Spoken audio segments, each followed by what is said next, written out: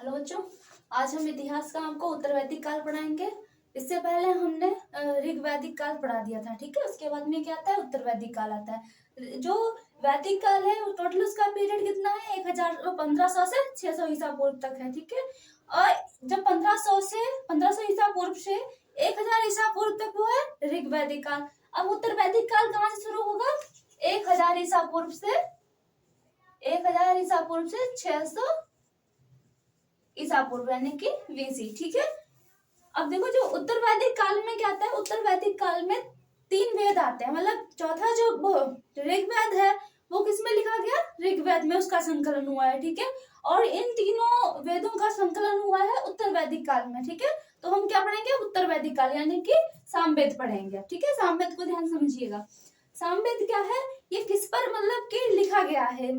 ये जो पूरा सामवेद है इसमें कला और संगीत से संबंधित मतलब जितने भी तथ्य हैं वो उसमें है, ठीक है, इसमें सामवेद में।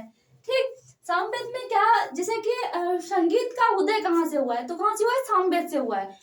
सामवेद में क्या है, 7 स्वर हैं, ठीक है। 7 स्वर यानी कि जब हम संगीत का अध्ययन करते हैं तो उसमें ये 7 स्वरों का बहुत ध्यान रखना पड़ता है। कौन कौन से ये हैं, सा रे गा मा पा धा नी, ठीक है। फिर से शुरू हो जाता है सा से, तो सा रे गा मा पा धा नी। क्योंकि मेरे तो उतनी आवाज नहीं अच्छी है तो हम इनका मतलब संगीत का अपमान नहीं करना चाहते। देखो जो ये क्या है, भारतीय संगीत का जनक इसे माना जाता है, ठीक है। किसे, सामवेद को, क्योंकि इससे हमें संगीत का मतलब एक मतलब कि मेन मतलब क्या था, ये संगीत कैसा है, तो ये सब किससे पता चला है, हमें सामवेद से पता चला, ठीक है। अब उसके बाद में सामवेद में जो मंत्र हैं वो किस पर आधारित है, सूर्य देवता पर आधारित है, ठीक है। जितने भी मंत्र हैं उसमें से कुछ अन्य देवताओं पर है, लेकिन ज्यादातर जो मंत्र हैं वो किस पर आधारित है, सूर्य देवता पर आधारित है। आपको समझ में आ गया यहाँ तक। अब देखो इसमें जो मंत्र है, सामवेद में जो मंत्र है 1875, सॉरी मंत्र नहीं छंद, ठीक है। मंत्र में यहाँ से दिमाग मेरा, इसमें जो सामवेद में जो छंद है कितने हैं, 1875 है टोटल छंद है, ठीक है इसमें। और इसमें जो 99 छंद है वो उनको छोड़ करके बाकी सब किससे लिए गए हैं, ऋग्वेद से लिए गए हैं, ठीक है। यानी कि मतलब जब इसको पढ़ा गया तो इसमें जो छंद थे 1875 छंद थे इसमें, तो ज्यादातर किससे हैं, खाली 99 को छोड़कर बाकी सब किससे लिए गए हैं, या बाकी सब किसमें प्राप्त हुए हैं, ऋग्वेद में ही प्राप्त हुए हैं। तो इससे ये पता चला कि हाँ ये मंत्र जो है किससे लिए गए, ऋग्वेद से लिए गए हैं। अब इतना सब समझ में आ गया। अब हम क्या पढ़ेंगे, ये सामवेद के बारे में पूरा है, ठीक है। ज्यादा डिटेल में नहीं पढ़ेंगे, बस इतना समझो। मेन पॉइंट इसका ये है कि ये कला और संगीत पर आधारित है और इसी से ये 7 स्वर लिए गए हैं। कौन कौन से, वो आप ये लिखे हैं, ठीक है। बाकी ये इसमें सामवेद में बस इतना ही है। अब हम पढ़ेंगे यजुर्वेद, ठीक है। देखो अब क्या है, यजुर्वेद। यजुर्वेद मतलब ये तीसरा है, ठीक है। पहला कौन सा है, ऋग्वेद, फिर सामवेद, फिर यजुर्वेद, ठीक है।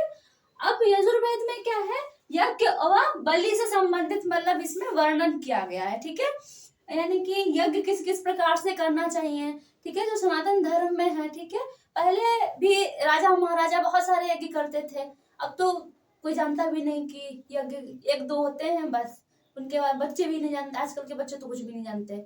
ठीक, इधर देखो इसमें क्या है, यज्ञ व बलि। अब इसमें बलि देखो, हमारे धर्म में क्या, हिंदू धर्म में क्या है, बलि का वर्णन बहुत पहले से चला आ रहा है, ठीक है। जैसे कि इस्लाम धर्म में बकरे की बलि ईद में दी जाती है ना, उसी प्रकार से हमारे धर्म में भी यानी कि हिंदू धर्म में भी बलि की जो प्रथाएं हैं वो बहुत पुरानी चली आ रही है। हर धर्म में जहां तक देखा जाए कि बलि का मतलब हर धर्म में वर्णन मिलता है।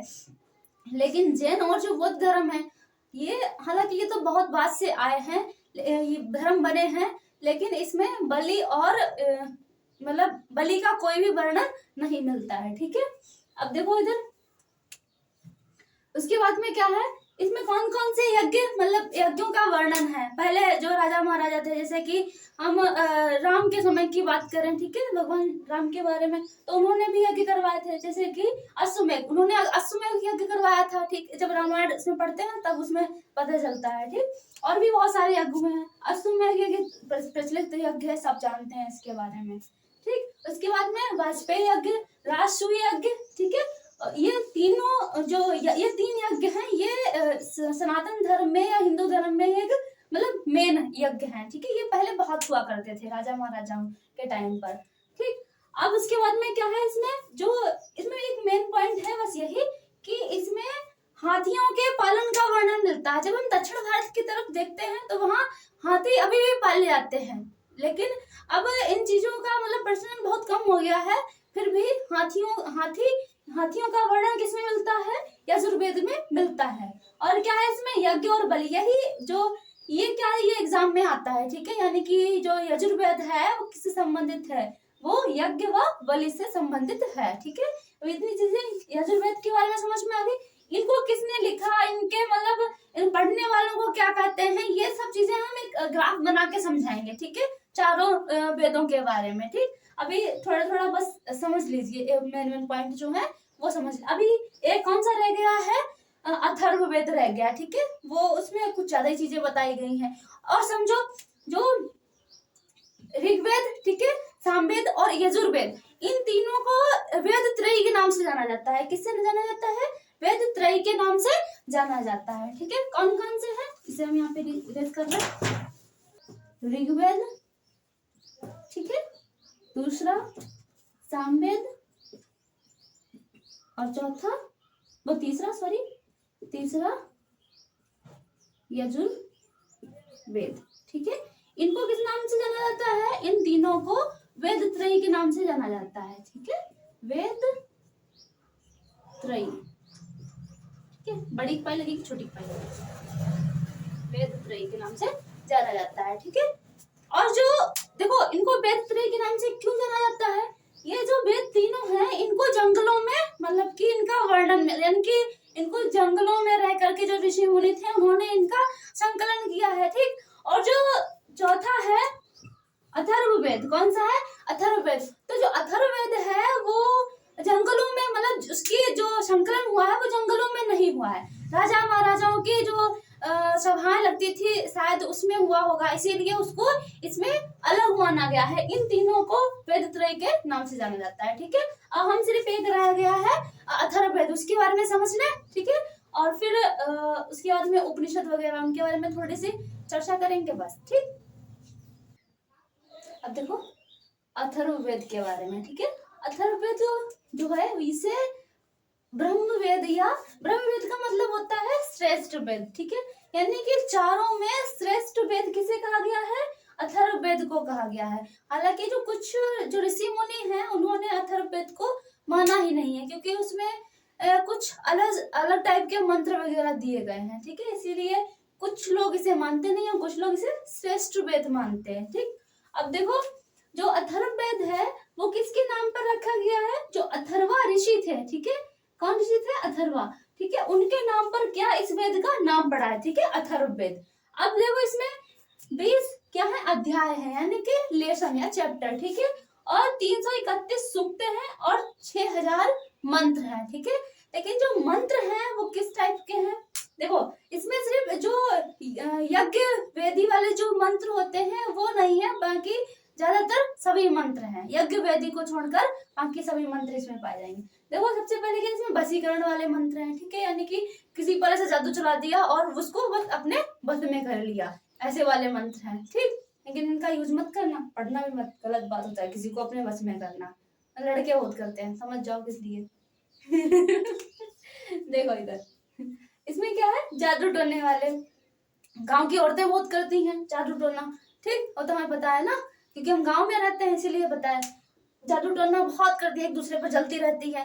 नहीं, अगर ये उठ रहा है इंसान तो इसको गिराने के लिए अब उनके पास और कुछ होता नहीं है, बस किसी पंडित को बुलाया, आराम से कुछ करवाया, अपना खर्चा करवाती हैं दूसरे को गिराने के लिए, कि बेचारा कुछ भी नहीं होता, फिर से वो उठते ही चले जाते हैं, मगर ऐसा करना नहीं चाहिए, मानती ही नहीं है औरतें वो, क्योंकि उनके अंदर शिक्षा नहीं होती है इसलिए।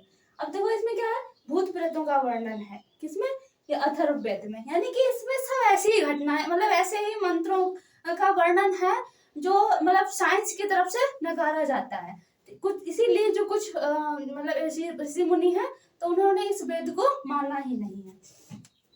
इसमें औषधियों का वर्णन है, ठीक, यानी कि अब किसी को भूत वगैरह लग गए हैं तो उसको कुछ औषधियां ऐसे देंगे, औषधियों की भी तो जरूरत पड़ेगी, झाड़ फूक के अलावा औषधियों की भी जरूरत पड़ती है, पता नहीं पड़ती है कि नहीं पड़ती, लेकिन पड़ती होगी, इसीलिए तो इसमें वर्णन दिया गया है। ठीक, और बस इतना कुछ इसमें है अथर्ववेद में, बाकी कुछ नहीं है इसमें, है तो बहुत कुछ लेकिन ज्यादा मेन नहीं है, यही चीजें मेन है। अब हम इसमें जो चारों वेद हैं उनको पढ़ने वाले को क्या कहते हैं, ठीक है, इनके उपवेद कौन कौन से हैं, ठीक है। अब इनके बारे में हम एक लिस्ट बना, मतलब डायग्राम बना रहे, उसी में समझा देंगे एक में ही सब, ठीक, उसमें अच्छे समझ में आ जाएगा। ठीक, अब देखो वेद और उनके ज्ञाता और वेदों के जो उपवेद हैं, यानी कि पढ़ने के लिए जो वेदों के मतलब संकलन हुआ तो उनको, और जो आगे की जो पीढ़ी आई यानी कि जो ऋषि मुनि आए तो उनको वेद पढ़ने में थोड़ा टिपिकल लगे होंगे, तो उन्होंने क्या बना दिए, उपवेद बना दिए। ठीक है, तो इससे क्या हुआ, उसको उन वेदों को समझने में आसानी हो गई। ठीक, अब इन वेदों को जो पढ़ लेता था, इनका जो ज्ञान प्राप्त कर लेता था, तो उसे उस मतलब नाम दे दिया जाता था। ठीक है, देखो जैसे इसमें सबसे पहले क्या है, ये वेद है, ये क्या है, उनके ज्ञाता, यानी कि जैसे कि सामवेद है, ऋग्वेद है, सामवेद है, यजुर्वेद है, अथर्ववेद है, तो इनको पढ़ने वाले को क्या कहते थे, ज्ञाता। ठीक है, यानी कि इनका जो ज्ञान प्राप्त कर लेता है तो उनको किस किस नाम से जाना जाता है। फिर इनके उपवेद, अब इन उपवेदों को जिसने मतलब समझ लिया या इनका ज्ञान प्राप्त कर लिया तो उनको भी एक अलग नाम से जाना जाता था। ठीक है, देखो जैसे सबसे पहले क्या है, ऋग्वेद। ठीक है, ऋग्वेद को मतलब ऋग्वेद के ज्ञाता कौन थे, होत्र। ठीक है, यानी कि उन्हें होत्र कहा जाता है या होत्री कहा जाता है। ठीक है, इन्हें होत्र बोल लो या होत्री। ठीक है, उसके बाद में सामवेद। ठीक, सामवेद का जो ज्ञाता मतलब सामवेद का जो ज्ञान प्राप्त कर लेता है उसे क्या कहते हैं, उद्गाता। यजुर्वेद को अधव्यु। ठीक है, यानी कि यजुर्वेद के ज्ञान प्राप्त करने अधव्यु कहा जाता है। अथर्ववेद का जो ज्ञान प्राप्त कर लेता था उसे ब्रह्मा कहा जाता था। ठीक है, अब इनके क्या है, उपवेद। ऋग्वेद के क्या है, आयुर्वेद। ठीक है, क्या है, आयुर्वेद। और आयुर्वेद के ज्ञाता क्या कहते हैं, प्रजापति। ठीक है, इनको ध्यान समझना या इन्हें अपनी कॉपी पर वैसे पढ़ा करो तो कॉपी ले लिया करो। ठीक है, जो भी छोटे बच्चे हैं एनसीईआरटी जो पढ़ते हैं वो कॉपी लेकर के उस पे लिस्ट कर लिया करो। ठीक है, तब अगर भूल जाओ तो फिर से वीडियो ना खोलना पड़े, ये तुम्हारी भलाई के लिए, कि इससे टाइम लगता है, आराम से 2-3 मिनट लगेंगे, उसमें देख लो बस याद हो जाएंगे।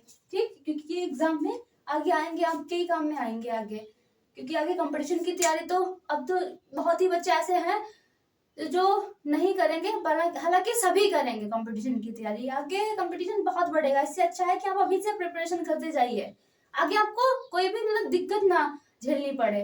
ठीक, इधर देखो सामवेद का उद्गाता, इसका उपवेद कौन सा है, गंधर्व वेद। ठीक है, और इनको पढ़ने वाले को क्या कहते थे, नारद, यानी कि ज्ञाता। ठीक है,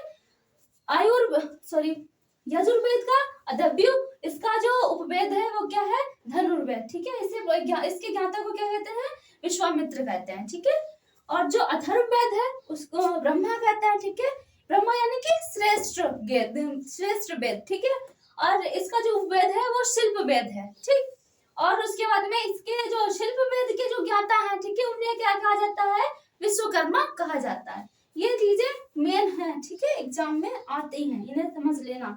उसके बाद में ये वेद हैं और इनके जो ब्राह्मण ग्रंथ हैं, अब इनको जो वेद थे अब इनके ब्राह्मण ग्रंथ भी मतलब रचे गए ताकि और समझने में आसानी हो जाए। ठीक, इधर देखो ऋग्वेद है, ऋग्वेद के 2 ब्राह्मण ग्रंथ हैं, ऐतरेय और कौस्तुकी। ठीक है, 2 ऐतरेय और कौस्तुकी।